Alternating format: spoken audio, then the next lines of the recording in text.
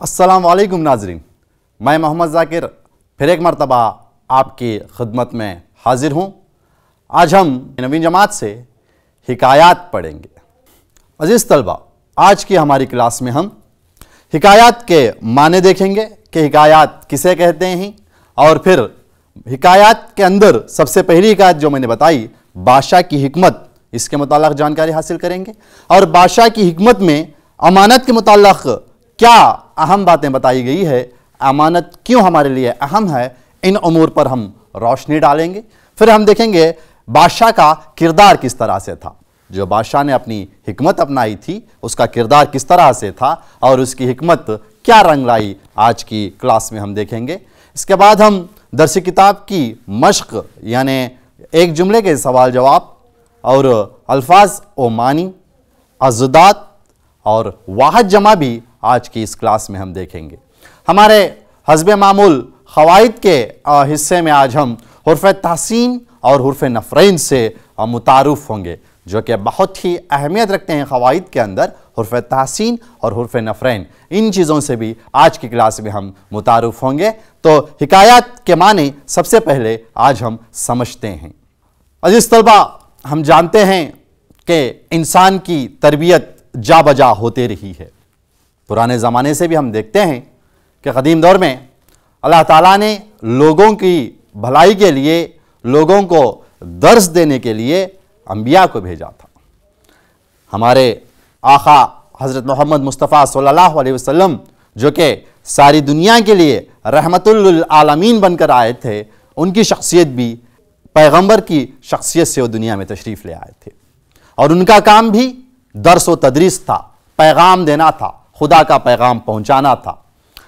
इस पैगाम को तो उन्होंने पहुंचा दिया अपने ज़माने से और क़यामत तक, और क़यामत के बाद तक भी उन्होंने अपने दर्स को पहुंचा दिया। और इस दर्स में चंद ऐसी बातें होती हैं जो इंसान की ज़िंदगी को अब खुशगुमा और खुशगवार बना देते हैं, जिनको सीखने से, जिनके जानने से इंसान अपनी ज़िंदगी को बेहतरीन बना सकता है। इंसान एक अच्छा मिसाली इंसान बनकर हमारे सामने आ सकता है। इन्हीं बातों को मिलाकर मजमूई तौर पर हिकायत कहना कुछ गलत ना होगा।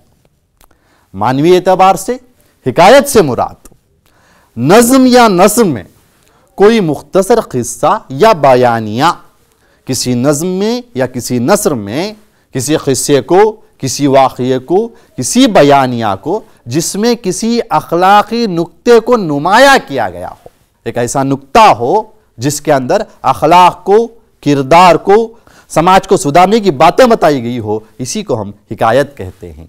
हिकायत एक इंसान के लिए एक मशाल राह है, एक तरबियत है, एक दर्स है, जो कि पुराने अजीम शख्सियात जिन पर चलकर अपने तजुर्बात से, अपने एहसासात से, अपने जज्बात से हमारे सामने पेश करते हैं, उसी को हम हिकायत कहते हैं, जो कि नज़्म की सूरत में हो सकती है या नसर की सूरत में भी हो सकती है। एक अखलाक़ी मौज़ू को, एक अखलाक़ी क़िस्से को, बयानिया को इस तरह से बयान किया जाता है, देखने वाला सीख कर अपनी ज़िंदगी को बेहतरीन और खुशनुमा बना सकता है, वही हिकायत है। हमारे उर्दू अदब में ये तो लाजमी नहीं है कि सिर्फ़ अखलाक़ी नुक्ता हो। हिकायत के अंदर उर्दू अदब में सिर्फ अखलाक़ी नुक्ता ही होना ज़रूरी नहीं है। हाँ, हो तो बहुत अच्छा है, बेहतरीन है। इसके साथ दीगर मौज़ूओं को भी हम हिकायत में शामिल कर सकते हैं। उर्दू दास्तान गो और उर्दू के दास्तानों के अज्जा को हिकायत का नाम से भी याद किया जाता है। उर्दू दास्तान, पहले जो दास्तान कहे जाते थे, काफ़ी तवील हुआ करते थे, लंबे हुआ करते थे। इन दास्तानों को भी हिकायत के नाम से याद किया जाता है। तो इस तारीफ़ के साथ आज की हिकायत का हम जायज़ा करेंगे। आइए अज़ीज़ तलबा, हम पहली हिकायत जो हमारे दर्स किताब में मौजूद है, यानी बादशाह की हिकमत को बग़ौर समाअत फरमाते हैं। हिकायात। बादशाह की हिकमत। एक आदमी ने 1000 दीनार की रकम एक अतार के पास बतौर अमानत रखी और इससे कहा कि मैं एक सफ़र पर जा रहा हूँ, वापसी पर इसे ले लूँगा। चंद दिन बाद वो अपने सफ़र से वापस आया और अतार से अपनी रकम तलब की। अतार ने कहा, तू झूठा है, तूने कभी मेरे पास तेरी अमानत نہیں رکھی، دونوں میں تو میں ہونے لگی۔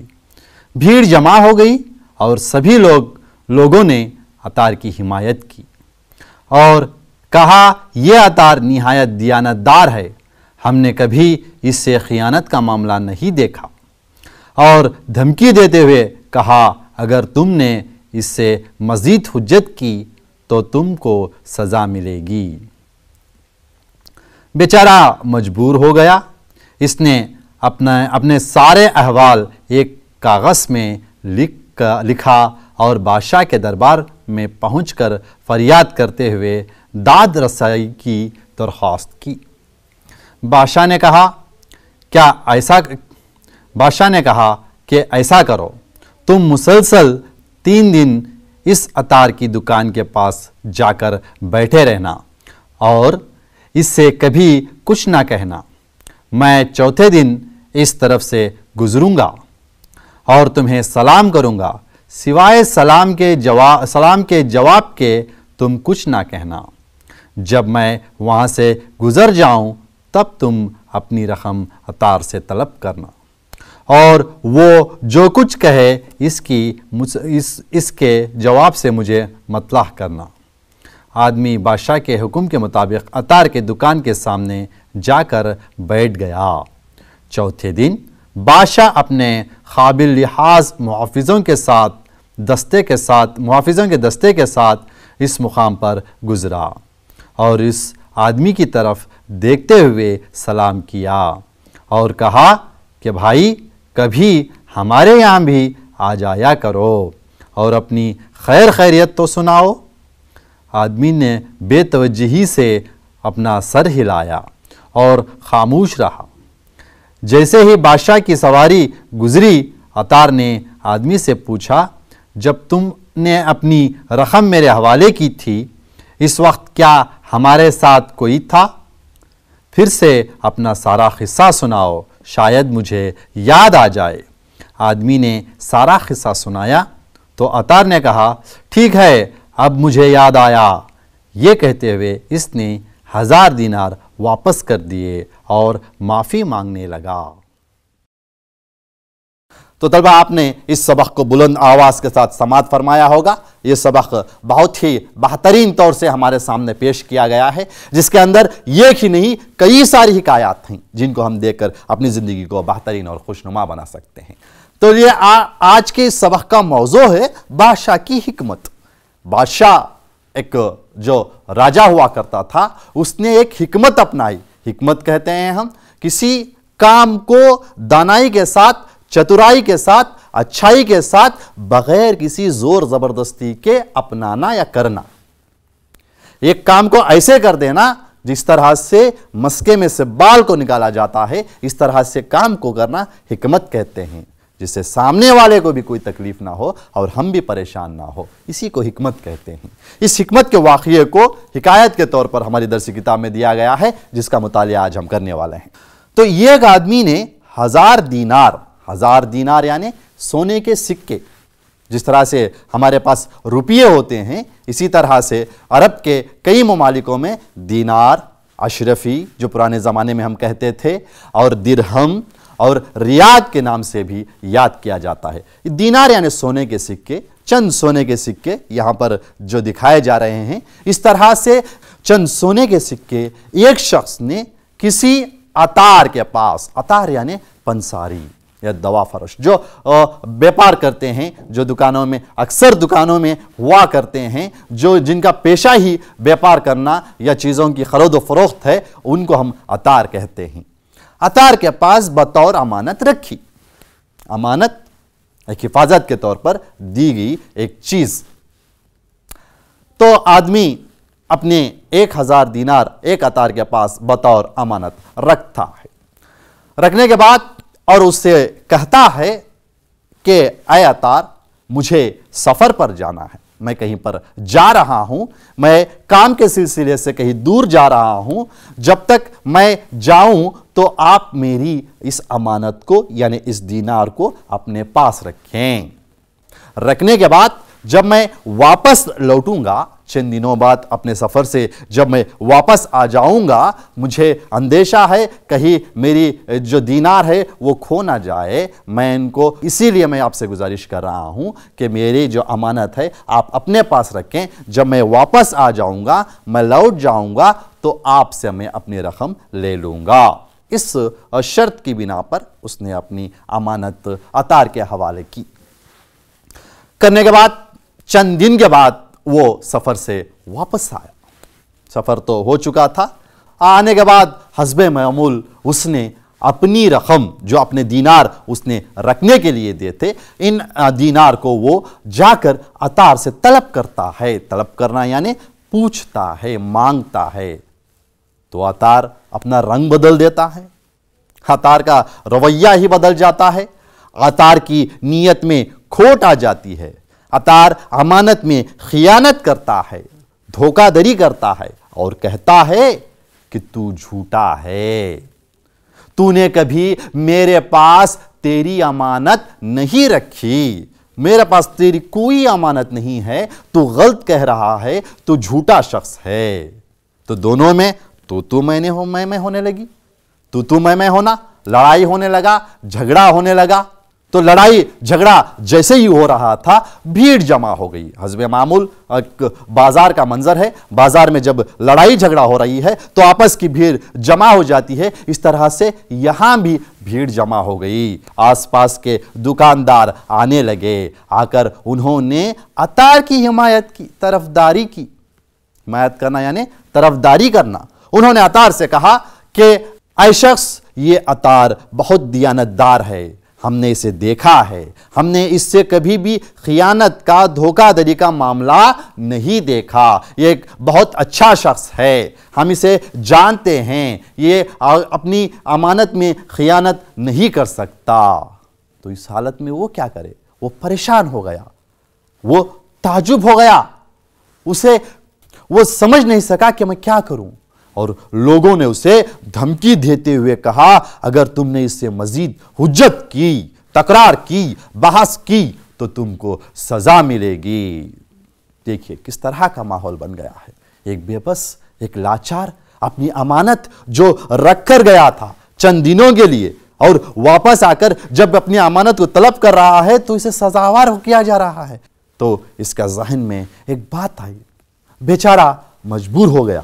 اس نے سارا اپنا احوال, اپنا جو قصہ تھا, اپنا جو معاملہ تھا, جو وہ سفر پر گیا ہوا تھا, 1000 دینار عطار کے پاس دیا تھا, اس پورے واقعے کو ایک کاغذ پر لکھا. لکھنے کے بعد یہ تو قدیم زمانہ ہے. اس زمانے میں کوئی فریاد ہو, کوئی گزارش ہو, بادشاہ کے پاس دی جاتی تھی. منصف بادشاہ تھی.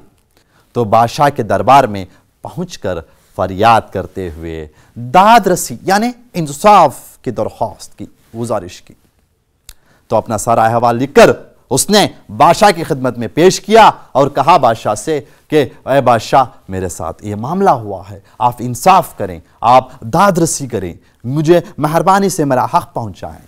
اب بادشاہ کے سامنے 2 سوال ہیں کہ سارا واقعہ پڑھنے کے بعد اگر بادشاہ چاہے تو بادشاہ کو اقتدار ہے, بادشاہ یعنی ساری طاقتوں کا وہ مالک ہے. وہ چاہے تو 2 سپاہیوں کو بیچ کر اس عطار سے اس شخص کی امانت دلوا سکتا ہے. اس کے صرف ایک اشارے پر ساری رقم اس شخص کو مل سکتی ہے. اس طرح کا معاملہ بادشاہ چاہے تو کر سکتا ہے. لیکن وہاں پر ایک سوچنے والی بات ہے کہ جو اس کے قریب والے تھے, جو بازار میں دوسرے دکاندار تھے, وہ اسے دیانتدار سمجھتے تھے. اگر بادشاہ نے ایسا کیا, اگر زور زبردستی کی تو لوگ سمجھیں گے کہ بادشاہ ظالم ہے. نہایت ہی بہترین ایک حکمت بادشاہ اپناتا ہے. بادشاہ اس شخص سے کہتا ہے کہ تم مسلسل 3 دن اس عطار کے دکان کے پاس جا کر بیٹھے رہنا اور اس سے کبھی کچھ نہ کہنا. ان 3 دنوں میں تم عطار سے بات نہ کرنا, صرف بیٹھے رہنا دکان کے پاس. اے بات میں 4تھے دن اس طرف سے گزروں گا. بادشاہ 3 دن آپ وہاں پر بیٹھے رہنا, پھر 4تھے دن میں وہاں سے گزروں گا. اور تمہیں سلام کروں گا، سوائے سلام کے جواب کے تم کچھ نہ کہنا۔ تو دیکھیے بادشاہ کی حکمت کتنی اچھی ہے۔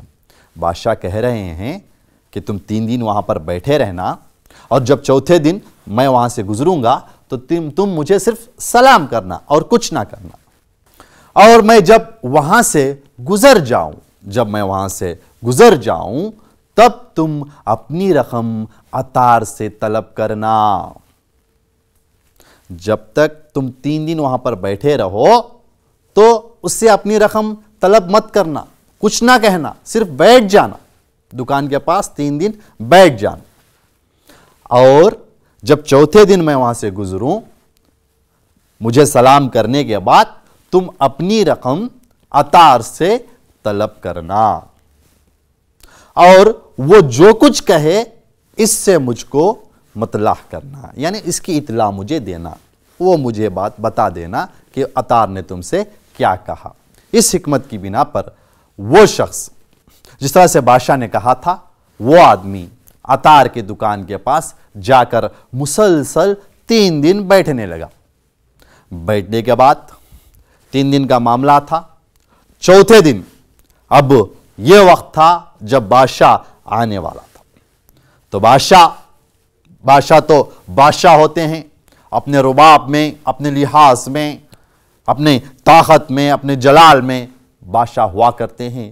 تو بادشاہ قابل لحاظ محافظوں کے دستے کے ساتھ، تو بادشاہ اپنے اثر کے ساتھ آ رہے ہیں، ایک دستے کے ساتھ، ایک ٹکڑی کے ساتھ، اپنے قابل لحاظ محافظوں کی ٹکڑی کے ساتھ بادشاہ اس مقام سے گزرا۔ تو بادشاہ کا گزر ہوا عطار کی دکان کے قریب سے، تو بادشاہ نے اس آدمی کی طرف دیکھا، دیکھتے ہوئے سلام کیا اور کہا کہ بھائی کبھی ہمارے یہاں بھی آ جایا کرو، اگر تمہیں فرصت ہو، وقت ملے تو ہمارے یہاں بھی آ جایا کرو۔ اور یہ ایک بات یاد رکھیں کہ عطار اس چیز کو دیکھ رہا ہے کہ بادشاہ آ رہے ہیں، اور آتے ہوئے بادشاہ اس شخص کو سلام کر رہے ہیں، سلام کر کر کہہ رہے ہیں کہ کبھی ہمارے گھر بھی آ جاؤ اور اپنی خیر خیریت سناؤ۔ تو اس شخص کے دل میں عجیب کشمکش پیدا ہو گئی، کہیں وہ شخص جا کر بادشاہ کے پاس میرا واقعہ سنا دیں تو میری کیفیت کیا ہوگی، میری حالت کیا ہوگی، بادشاہ تو مجھے نہیں چھوڑیں گے۔ تو اس شخص کے اندر عجیب سا ڈر اور خوف پیدا ہو گیا کہ یہ شخص تو بادشاہ کو جانتا ہے، بادشاہ اسے جانتے ہیں، جاننے کے باوجود بھی یہ میرے پاس بیٹھا ہوا ہے، ایک مجبور کی طرح، ایک بے بس کی طرح، ایک لاچار کی طرح میری دکان کے پاس ہر دن بیٹھ رہا ہے۔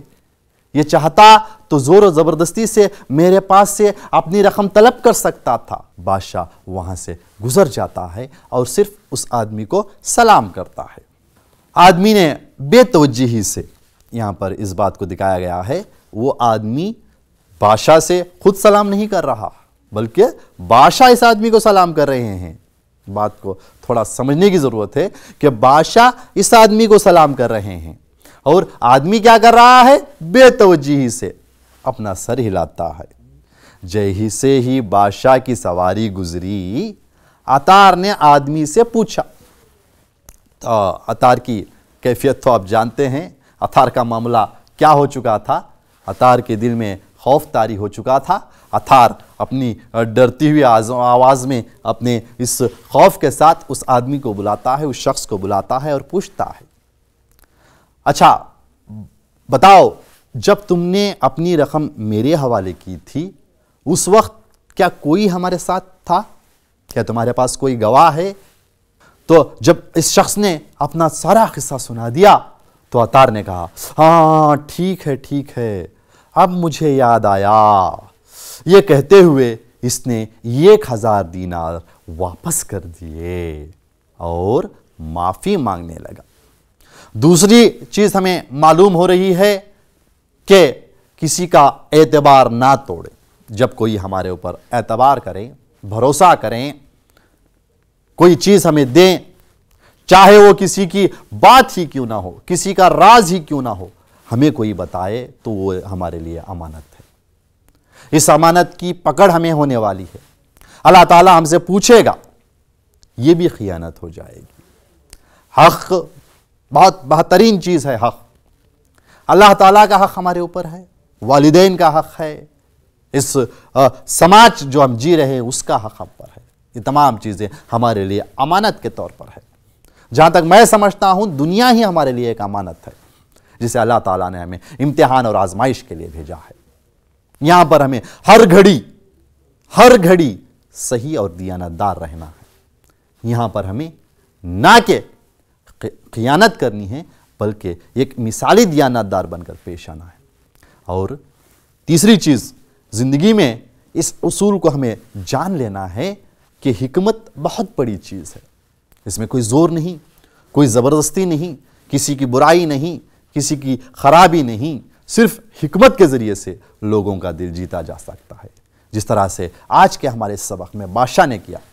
بادشاہ نے بہت بہترین انداز میں اپنے جو داد رسا تھے، جو شخص آیا ہوا تھا، اس شخص کی بات بھی پوری کی، بغیر عطار کو بات کیے ہوئے، بغیر عطار کو کوئی زبردستی کیے ہوئے، بغیر طاقت کے استعمال کیے ہوئے، صرف دانائی کے ذریعے سے، صرف ایک تھوڑے سے ہوش اور سمجھ کے ذریعے سے بادشاہ نے اس سارے مسئلے کو حل کر دیا۔ ایک انسان کے دل میں بھی بادشاہ جگہ کر گیا اور وہ شخص بادشاہ کو دعا دینے لگا۔ ظاہراً وہ دعا دے گا کہ بادشاہ نے اپنی حکمتی سے، اپنی دانائی سے کس طرح سے میرے مسئلے کو حل فرما دیا۔ آج میرے دینار مجھے واپس مل گئے۔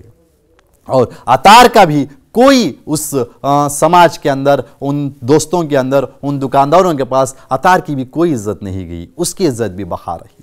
اور شاید عطار کو بھی یہ سبق مل گیا تھا کہ خیانت کا معاملہ کیا ہو سکتا ہے۔ اگر میں نے اس شخص کے دینار لے لیے ہوتے، اسے دھوکہ دے دیا ہوتا تو بادشاہ آج میرے ساتھ کیا کرتے پتہ نہیں تھا۔ تو اس شخص بھی آگے زندگی میں سنور سکتا ہے۔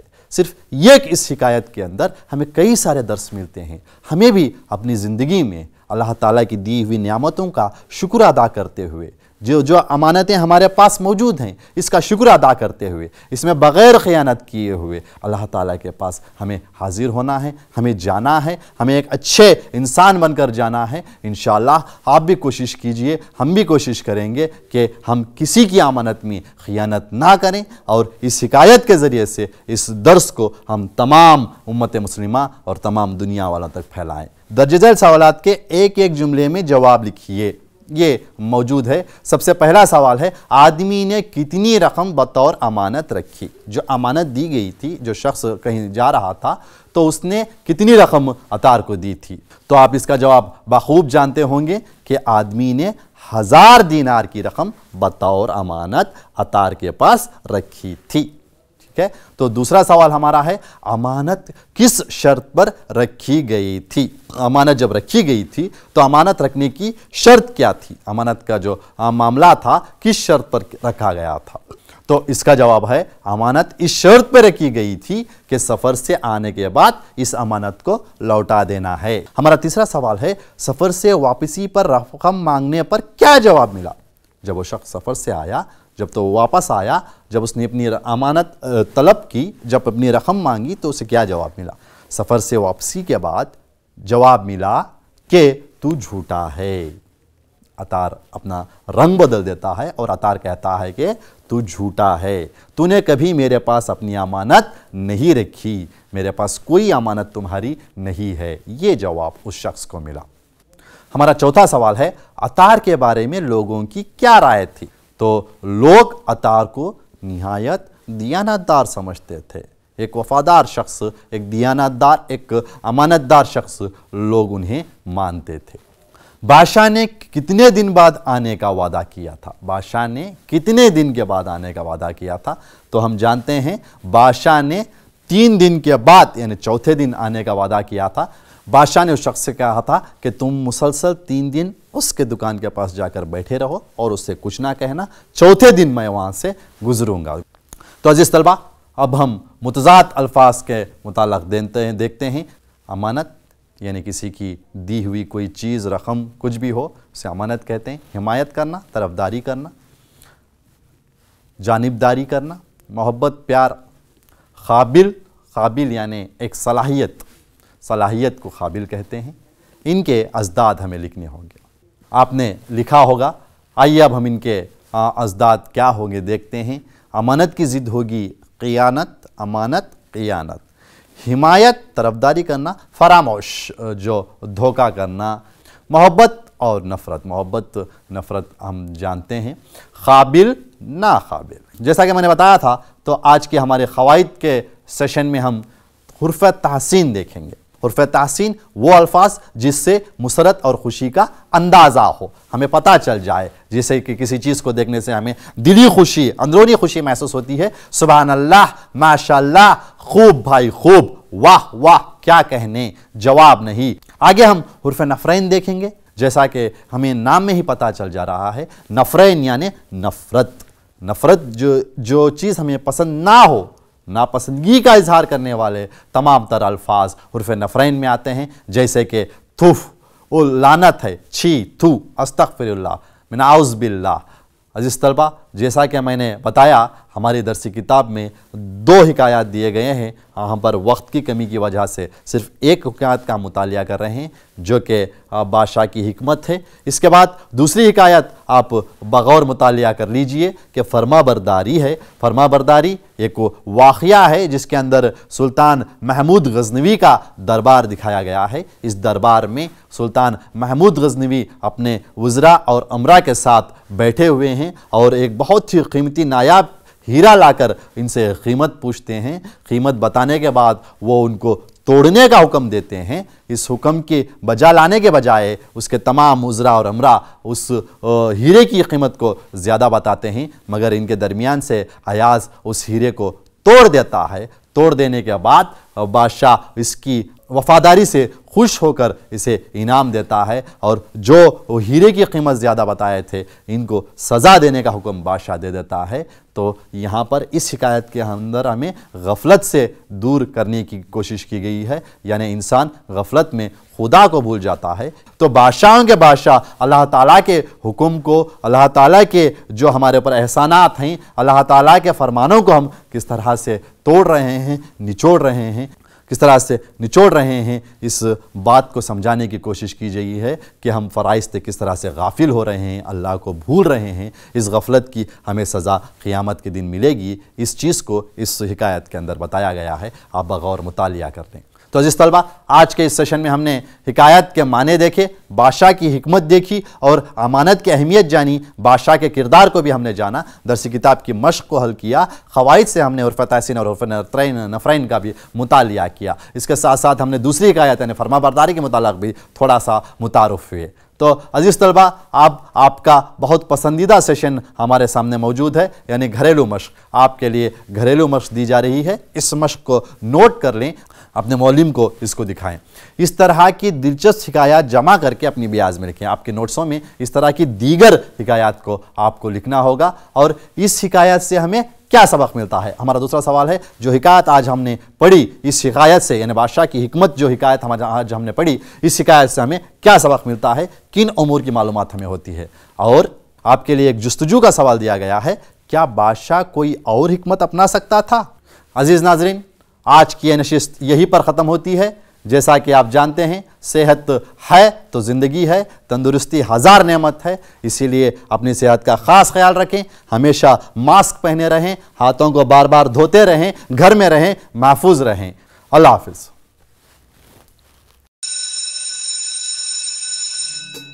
अनुदिना